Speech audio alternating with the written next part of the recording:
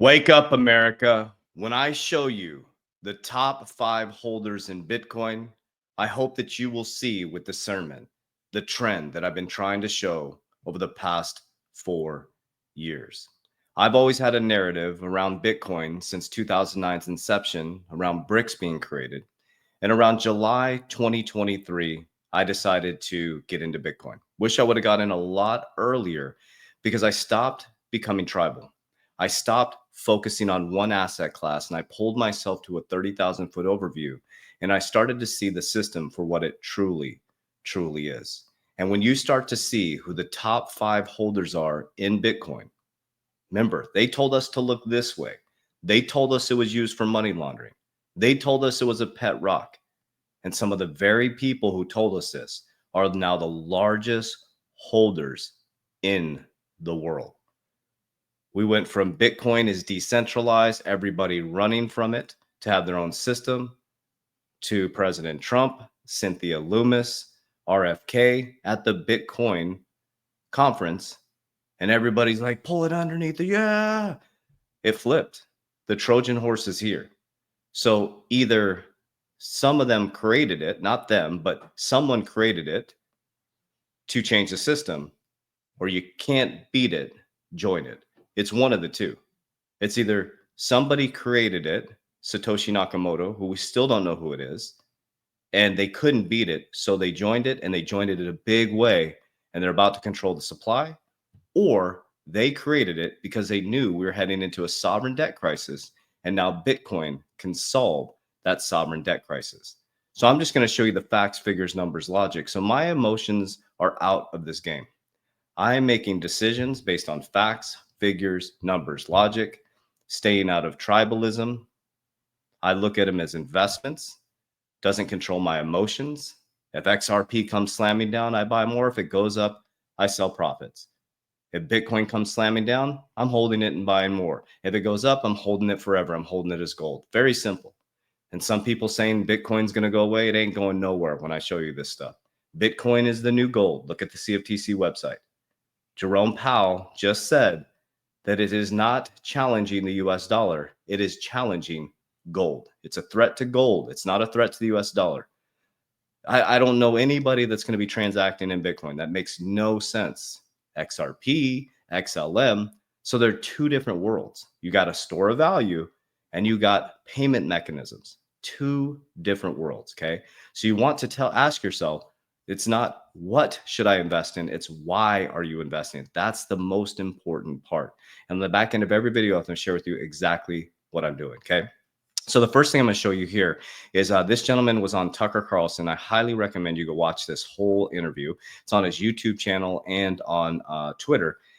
It's really interesting, okay, because he talks about the hijacking of Bitcoin, how the government tracks your every transaction. He talks about who is Satoshi, which we're gonna watch 2 brief clips from it. It's really interesting because it kind of goes into my narrative that I've been starting to build. Like, why all of a sudden in 2023 did Larry Fink, remember, he's the head of BlackRock. Okay, and I'm going to break this down a little bit further when I show you the top 5 in my narrative. He's the head of BlackRock, the largest asset manager in the world. All of a sudden, in 2023, flipped. We're going to a Bitcoin ETF. He said, I made a mistake. It's a flight to quality. Okay, so either they know who created it or they can't beat it, so they're joining it and they want to control the supply of it. So look, we're going to listen to this little brief introduction of who this guy is, and then we're going to listen to one more clip, and then I'm going to break down a really cool tweet that I saw, and I'm going to break down my narrative of all 5 top holders. Suddenly, right after my book gets published, that exposes how people claiming to work for intelligence agencies hijack Bitcoin to do that. Suddenly, I get arrested and tossed in jail in Spain and trying to be extradited to face more than 100 years in prison.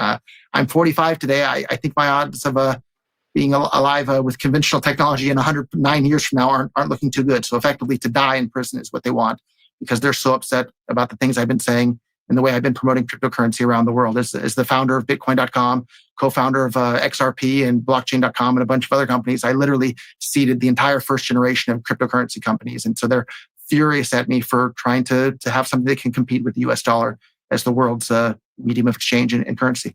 Okay, so when you dive into this interview, so he talks about, oh, well, actually, we're going to go into this. Who is Satoshi? So I'm going to show you this part. Okay, so I'll just play this part here. Okay, here we go. Who is Satoshi? I don't know. And if anybody knows, I'm not aware of that. But whoever he is or wherever he is, he literally invented one of the most important things in the entire history of humankind, up there on par with how important the invention of electricity or the transistor or the internet was. It really is one of the most world-changing technologies ever. And so whoever he is, wherever he is, or they are, or she is, they deserve their privacy, because clearly that's what they want. So it doesn't sound like you're suspicious that Bitcoin was created by the intel agencies as a kind of trap for people. See, that's where I had this whole thing. It's like, it's one or the other, right? It's one or the other. And then I'm going to break down my narrative on that in the next slide. I don't think it was created that way initially, but I am suspicious. And I do think that the intel agencies and other groups have converted it and hijacked it into becoming a financial trap. Cool. I'll leave it right there. Okay. So here we are. We have to use discernment. This is where discernment comes in. This is where you take your emotions out of it. Okay. Let's go a little bit further.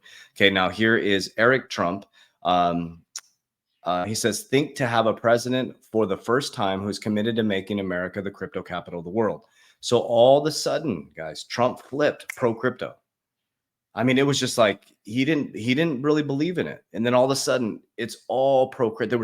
There was a stark shift from 2023 to 2024. I mean, it was like a 180. Boom! All of a sudden, they're all pro crypto. So something shifted. They either know something, or they're like, we can't beat this, so we got to join it. And we're really, really, really early. So think, as I said before, think to have an American president for the first time that's committed to making America the crypto capital of the world. Think about a president who isn't going to allow Bitcoin and cryptocurrencies to be overregulated and stifled by high taxes. Somebody who will fight like hell against those institutions who have waged war on cryptocurrency. Guys, in America, they've waged war against cryptocurrency. Make no mistake about it. They've sued everybody. They've gone after them using the SEC. They've waged war. They've tried to tax them. A person who pledged to add crypto to the United States Treasury. A person who pledged to make crypto tax-free. I mean, think about all these incredible things. Okay.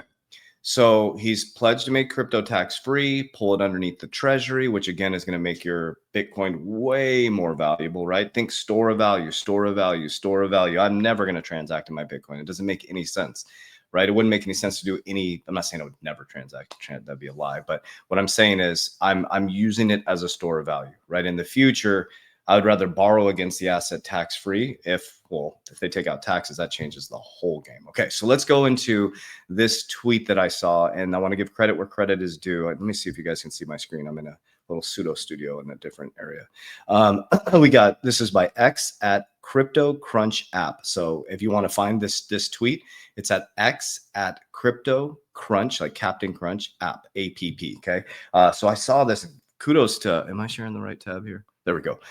Kudos to him or her. I'm not sure who this is, but this really hit me because my brain works in logic. So I have a very, very logical circuit. Okay. So my brain, I don't do investments off hype or emotion. And to be honest, in the past I used to, and I matured and gained wisdom and understood that, you know, there's no wealthy person that I'm around or they're not talking about chasing meme coins. We're talking about, okay, we have the speculative asset class right here that we can gain some large amount of profits because it's in a very speculative phase. Let's pull some profits off the top. Let's secure in things that have been here forever, right? Houses, everybody needs a home.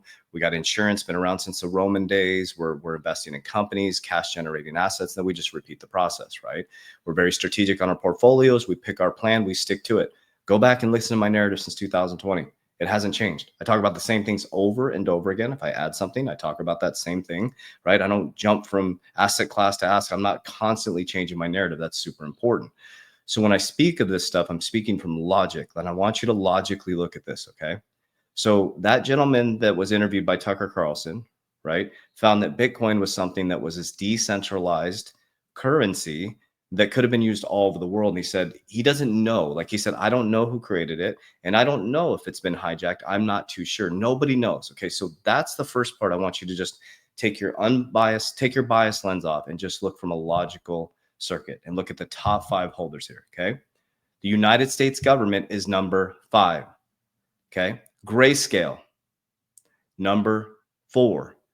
MicroStrategies, number 3.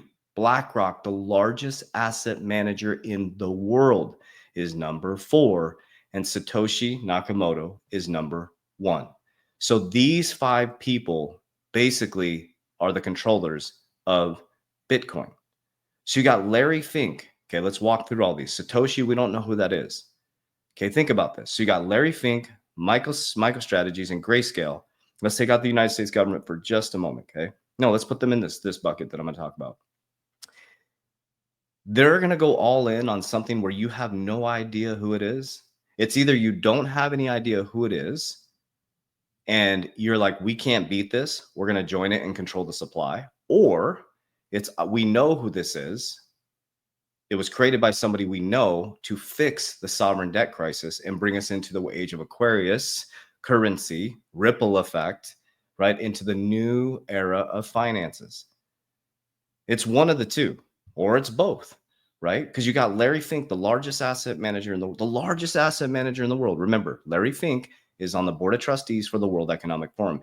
His job is to move the mission forward to the World Economic Forum. He's the largest asset manager in the world, and he's number 2 holder in Bitcoin now through his ETF. Okay. Think about that for just a moment. Do you think Larry Fink is going to go all in on something where he doesn't know who it is, or he understands at a deep level and has some insight that if they don't join it, they're going to get beat by it? Then you got MicroStrategies. Now, BlackRock, okay, they are one of the largest holders in MicroStrategies. So they started getting access through the back door before they built their ETF. So MicroStrategies, and then you got Grayscale. Grayscale Investments, one of the largest asset managers in the world as well. And now the US government wants to pull it underneath the treasury to solve the sovereign debt crisis. So when I hear people say, Bitcoin's going to go away, it's going to go. So if it's a bubble, then we're fucked. Excuse my language. You got America with the largest, like people are saying this stuff and like they're not going deep enough into this. Like, okay, so the United States government, who holds the largest amount of Bitcoin, BlackRock, that's an American company, MicroStrategies, American company, Grayscale, an American company, all American. And now we want to pull it under the treasury and become the crypto capital of the world. And they're going to go into a bubble in a Ponzi scheme. Like, you just have to use logic. Like, so getting a little bit of exposure to it, do you think that would be a good idea? Just in case, right? Instead of going to Starbucks every single day and spending $7 to $8, instead of having 2 cars, in your parking garage, and you got $1,200 in payments, like maybe get rid of one of those cars and throw some money at this. I don't even know if it's speculative anymore. I mean, how can we say it's speculative when United States, Grayscale, MicroStrategies, BlackRock are the largest all American companies? And another thing too is HBO comes out with a documentary on who Satoshi Nakamoto is. And guess who owns the most of HBO? BlackRock and Vanguard. Do your research, guys. It's a television. They're telling you a vision, programming information, a channel. They're channeling information into you. So that's how I make my decisions. I don't make it based on tribalism or emotion. I'm a huge XRP fan because I understand the mechanism of banking. I came from banking. I understand nostro vostro. I understand how slow payments are. I understand we used to do, I ran banks. We used to send large wire transfers. You missed the closing date because you missed the cutoff, and it was just a nightmare. A nightmare. I mean, you would have a lot of risk to that type of stuff. Right? So people think you're sitting there, you order something from Amazon, it comes to your house in 24 hours. Amazon doesn't get their money. The settlement doesn't happen that fast, the money. So supply chain's moving at the speed of light. AI is now moving at the speed of light. We have self-driving cars. You have to have blockchain. You can't operate the new system without blockchain. Okay. So what I've done is from 2020 to 2022 is I use it as a very speculative asset. I saw these large profits coming in the bull run. I'm like, this isn't natural. Like, what we're experiencing right now is not natural. And what's happening with this meme coin strategy and all this stuff is it's training people's brains to think that this is not normal. It's not normal to gain 30, 40% in what it's not normal the way that this market is working. It's because it's extremely speculative. And people get really hurt in this market because they don't develop their own thesis. Number one is you need your own investment thesis. I'm very clear on my thesis. My number one goal this bull run, my first bull run, was to set my family up with cash generating assets for financial freedom. We now have financial freedom. We don't have to worry about money anymore. We have money coming in from multiple sources. Bob Proctor, I'm so happy and grateful for the money that comes to me in increasing quantities from multiple sources on continuous basis. We used our profits, we pulled, we secured, we built cash generating assets, right? We still have to work. It's not, like we're not the laptop, people are like passive income. There's very little passive income. We have to work our businesses, right? But we have cash flow coming in from multiple different sources, but we didn't buy Lambos. We didn't buy Ferraris. We put money back into the capital markets during the bear market. Now we're in 2024 to 2026, the next bull run. This one is where we really start to get financially free. Why we take profits off the top. I'm holding Bitcoin 100%. I'm not touching it. I'm holding it like it's almost like real estate. I'm going to use it like real estate. I'm just going to keep buying as much as I can. So when it dips, I'm going to buy. I'm going to dollar cost average it every day. I dollar cost average into Bitcoin, XRP every single day. I've been doing that for Bitcoin specifically since July 2023. My dollar cost average now is about 54,000, which is crazy, right? We're going to be like in the future, like, oh my God, I got Bitcoin at 54,000. But some people are going to be like, oh my God, I got in at 150. So I dollar cost average in every single day. We stopped, like, for example, we just created a budget. We stopped eating out. We eat out a couple times a week instead of every single night. I make dinner for my kids every single night. I was saving like 30, 40 bucks. I throw it into XRP and I throw it into Bitcoin. Okay. And then I have many other cryptocurrencies. So now what I do is with all my other cryptos besides Bitcoin, as it goes up, I hit my first target for XRP and I put that on Twitter. As it goes up, I exit targets on the way up. Okay. But 50% I'm holding forever. So pretend the 50% doesn't exist and the 100% Bitcoin doesn't exist. I'm only exiting 50% of my portfolio. So as it goes up, I exit, I pull it down the risk pyramid. I insure my money. I don't play games. I don't store my money in a bank. I use it to transact. I bring it down the risk pyramid. I use cash value life insurance. Okay. Why do I do that? I'm bringing house money off the table. I'm putting it into cash value life insurance. My principal is guaranteed. I can borrow against it tax-free to multiply my money, and I'm compounding, and it's indexed in the market. It's not attached to the market. So when the markets collapse, my principal is insured and my family is insured. So you, as the head of your household, number one thing, you shouldn't be buying Lambos and Ferraris until your debts are paid off, personal debts, and your family should be secure. You should not be buying a bunch of shit unless your family is 100% taken care of. That is my goal this bull run, that my family will be taken care of by assets. That I won't even have to generate income from my businesses, that I'll be able to turn money into cash generating assets, that my family's debts and non-negotiables will be taken care of. That's freedom right there. Then every bit of excess that comes in, I'll put it back in the markets. And if I want to buy some fun stuff, I'll buy it with an asset. If I want to buy a Lambo or a big boat or whatever, I will buy a property and let the renter pay for that boat. Okay. We have to get disciplined. We have to get calm. We have to get stoic about this.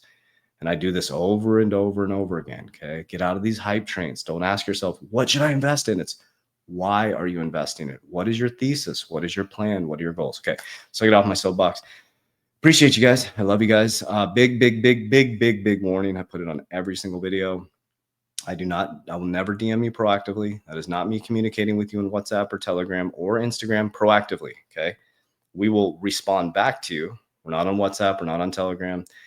We'll never ask about your crypto. We'll never ask you to send us money to invest to your crypto. We'll never ask you to send us. We do not have an investment platform. Those are scammers. QFS accounts are a scam. Never send anybody your crypto ever. Don't do it. My team will never ask you to send them money directly. We won't. We have two amazing resources. The first resource is I get hundreds of messages on how I use cash value life insurance. I have a resource for you to help you out to understand how to insure your family, insure your money, and do retirement strategies. Okay. In the description of my video, it's a needs assessment. Fill that out as detailed as possible. What I do may not work for you. We do a needs assessment so we can break down your needs, and then we talk to you about your retirement strategies. Okay. That's in my social media platform bio or in my description of this video here. Number two is my Warrior Academy. I've helped 9,000 people worldwide get their shit together. Get in my 120-day challenge. Get in our community. Get in the tribe. Get in the vibe. Live calls, Q&A calls, market calls. It's your tribe. It's this. It's calmness. It's stoicism. It's building. It's It's understanding our own thesis. It's getting our shit together. We rise together. That's the key. So that's the 120-day challenge, Coach JV Academy in my bio. I love you guys. I appreciate you. As we always say, Warriors, rah, let's get your shit together. Let's go.